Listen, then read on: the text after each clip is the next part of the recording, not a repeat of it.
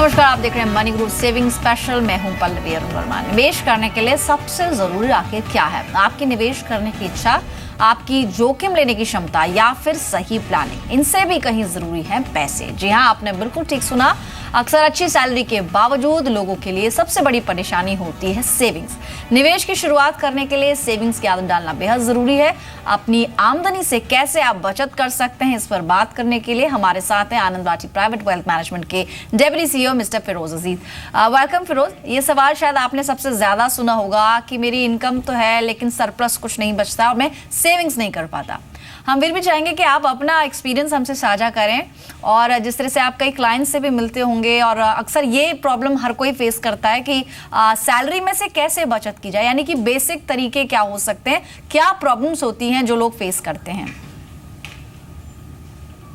देखिए, I think जैसे आपने कहा ना पल्लवी जी, तो सबसे बड़ी इंपॉर्टेंट चीज़ है कि पैसे की बचत फर्स्ट स्टेप होता है। उसके इन्वेस्टमेंट के पहले पैसे अपने सैलरी से बचाना और सेविंग्स करना बहुत इंपॉर्टेंट होता है। तो उसके लिए काफ़ी दिक्कतें आती हैं क्योंकि बहुत सारे डिस्ट्रैक्शंस होते हैं, क्योंकि बहुत सारी कंपनीज आपको इम्पल्सिव बाइस मार्केटिंग करती हैं, तो आप अपना खर्चा ज़रूरत से ज़्यादा एक्सपैंड हो जाता है। तो इसीलिए पहला बहुत इंपॉर्टेंट स्टेप ये होता है कि एक्सपेंस को क्लियरली ट्रैक करें। काफ़ी सारे लोग अपने मंथली एक्सपेंसेस को क्लियरली ट्रैक करके रिकॉर्ड नहीं करते। आज के युवक, स्पेशली द यंग जनरेशन, अगर उनको ये पूछा जाए कि आपकी 3 महीने पहले की एक्सपेंसेस क्या थी, वो उनके पास क्लियरली लेड आउट नहीं होता है ताकि उससे कुछ ट्रेंड डिराइव कर पाएं। सो एक्सपेंसेस को ट्रैक करना ये एक बहुत इंपॉर्टेंट महत्वपूर्ण स्टेप है ताकि उससे आपको लर्निंग्स मिले और जो भी आपने गलतियां की हैं एक्सपेंसेस करते वक्त वो उसको सुधारा जाए। सो record your expenses, track it is the first step towards saving. Right.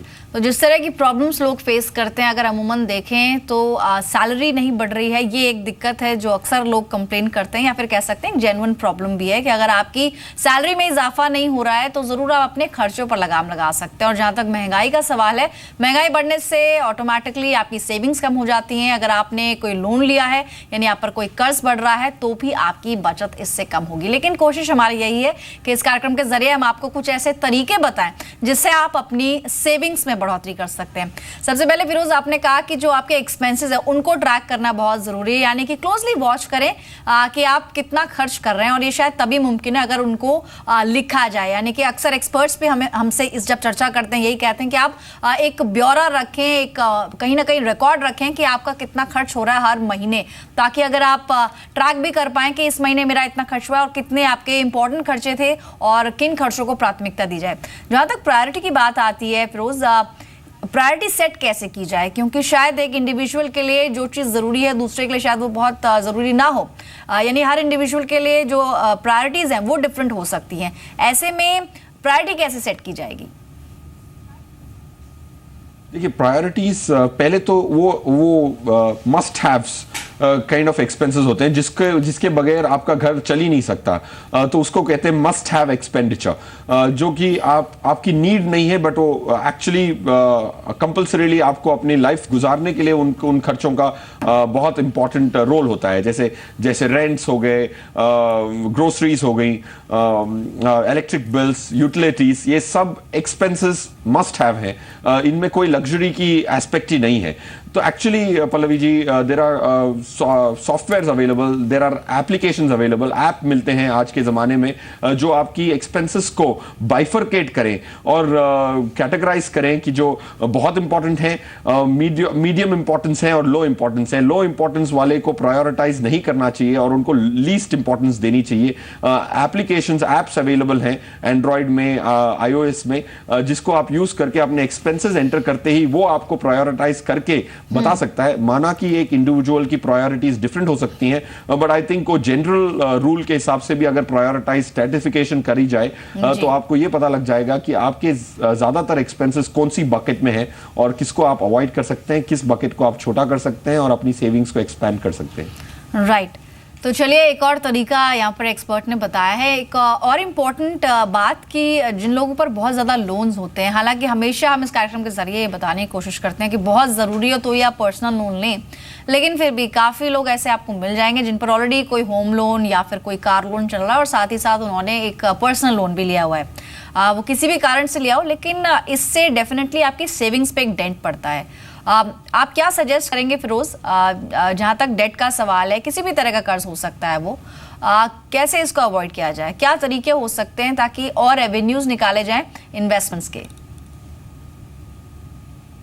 देखिए, जो लोन्स होते हैं, लोन्स एक जरिया होता है आपकी फ्यूचर इनकम को आज खर्च करने का। तो लोन में ये आप बहुत कॉन्शियस रहें कि आप इस महीने की नहीं, अगले काफी महीनों की आप सैलरीज को आज ही स्पेंड कर रहे हैं, तो वो काउंटर इंट्यूटिव होता है, सेविंग्स के ऑपोजिट में होता है ये। तो लोन्स लेने से बहुत डेट बर्डन मिल सकती है, बट लोन्स भी काफी किस्म के होते हैं। सबसे डेट्रीमेंटल लोन वो होता है, क्रेडिट कार्ड का जो लोन है वो सबसे डेट्रीमेंटल लोन होता है। तो क्रेडिट कार्ड की यूसेज सिर्फ मजबूरी में करें, जब आपके पास कोई और जरिया ना हो तभी क्रेडिट कार्ड यूज करें। फिर दूसरी कैटेगरी ऑफ लोन जो पर्सनल लोन होते हैं और दूसरे कंज्यूमेबल ड्यूरेबल्स के लोन्स होते हैं, वो सेकंड कैटेगरी के हैं, उससे भी आप थोड़ा रिपेल हुए। होम लोन फिर भी आपकी एक एसेट बिल्ड करता है, तो home loan is a good loan, but maximum आपकी 40 से 45% आपकी जो सैलरी है उससे ज्यादा का आपका ईएमआई नहीं होना चाहिए, ये जरूर आप ध्यान रखें। और काफी बार ये देखा जाता है कि आपकी 60-70% सैलरी लोन रिपेमेंट्स में चली जाती है, तो मैक्सिमम कैप 40% होना चाहिए, एटलीस्ट उसमें से 20-25% होम लोन की तरफ होना चाहिए।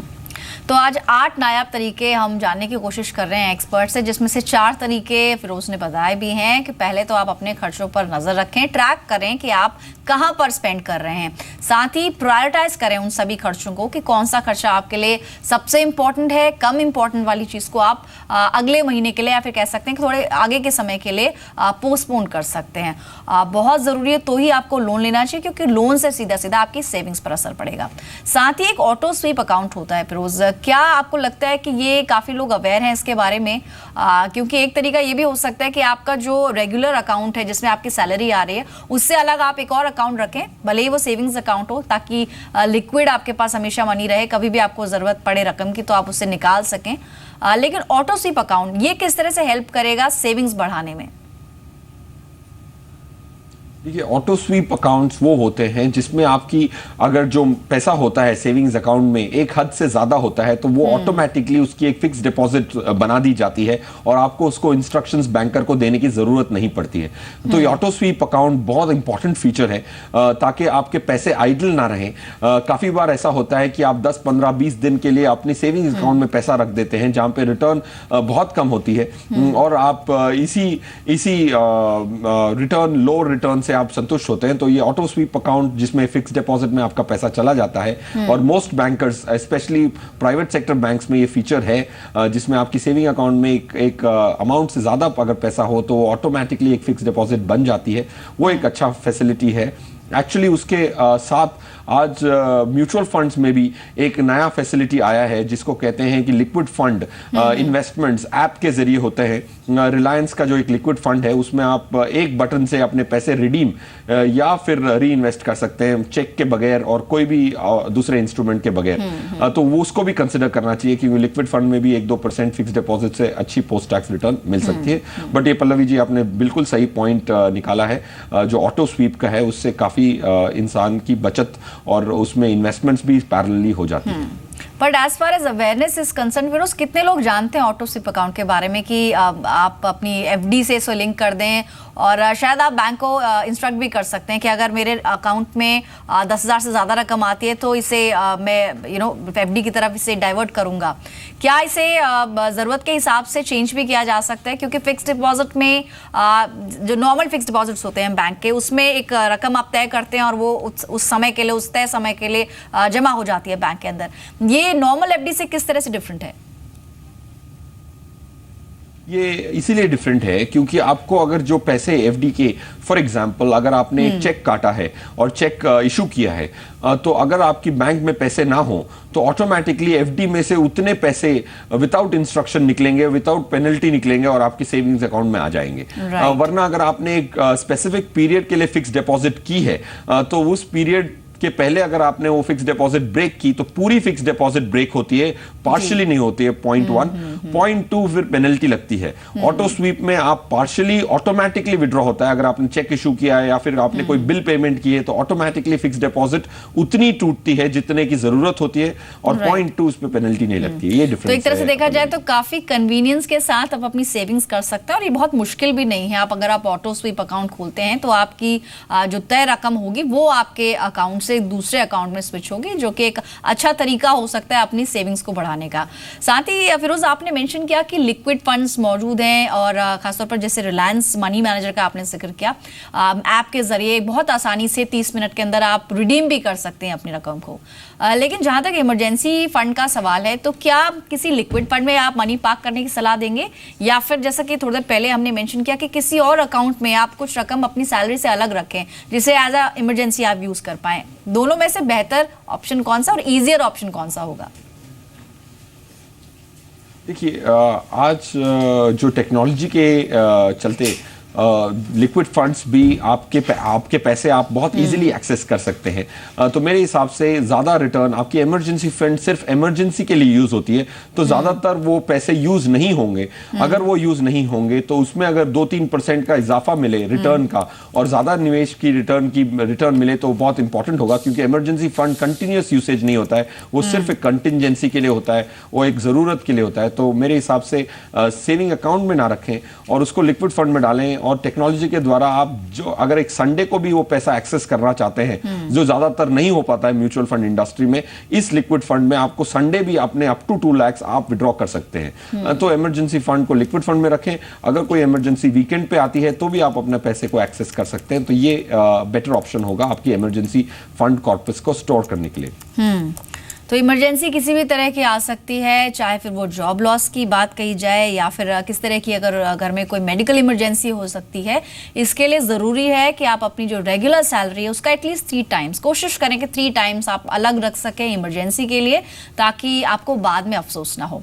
5 तरीके हमने जाने अब तक फिरोज से, लेकिन 3 और तरीके बाकी हैं जिससे आप अपनी सेविंग्स में इजाफा कर सकते हैं, और जो आपकी दिक्कतें हैं उन्हें दूर करने की हम कोशिश करें।